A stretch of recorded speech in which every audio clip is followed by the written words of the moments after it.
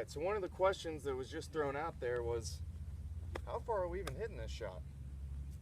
So here we are, we're grooving this swing. We're grooving it, we feel good about it, we're starting to get to a point where we go, this is good. And none of us know how far we're hitting it, right?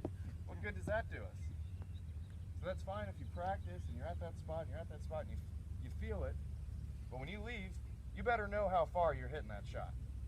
So you get to the golf course and you go, well, I think that's how far I was hitting it. I'm not sure, maybe. Well, let's try.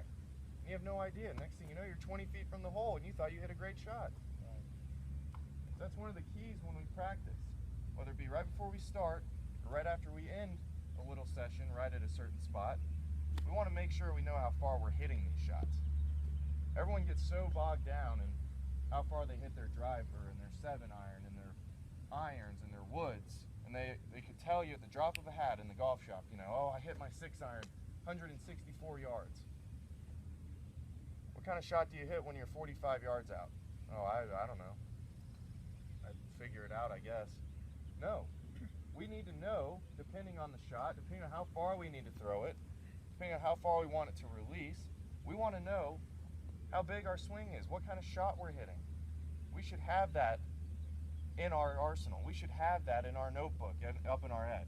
You know, when I'm inside of a full swing, which some of us, it might be, you know, 90 yards for our sand wedge or whatever, it might be 80 yards, it might be 70.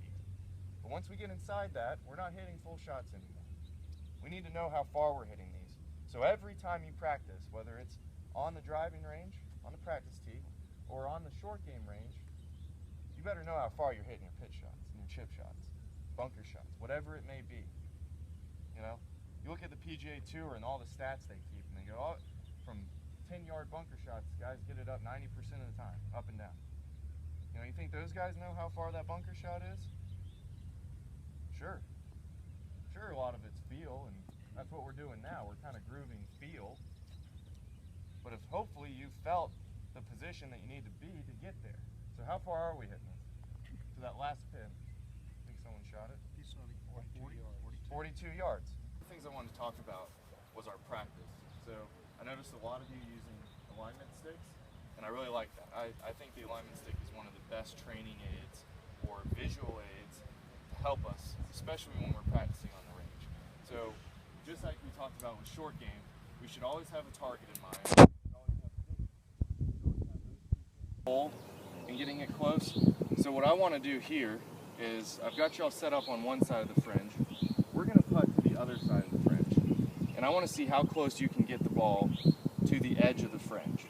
So this way we're focusing strictly on distance. We're not worried about our line. We're not worried about where the hole is. Focus strictly on distance. And we're trying to get that as close to the fringe as possible.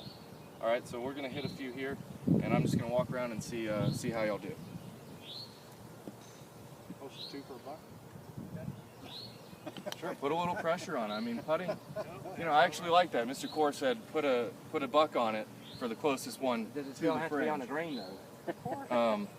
I like that because putting, that's where we get a lot of the pressure and a lot of the nerves. So it's always fun to play putting games or whatever for $1 or something, just to put a little bit of pressure on your game. So.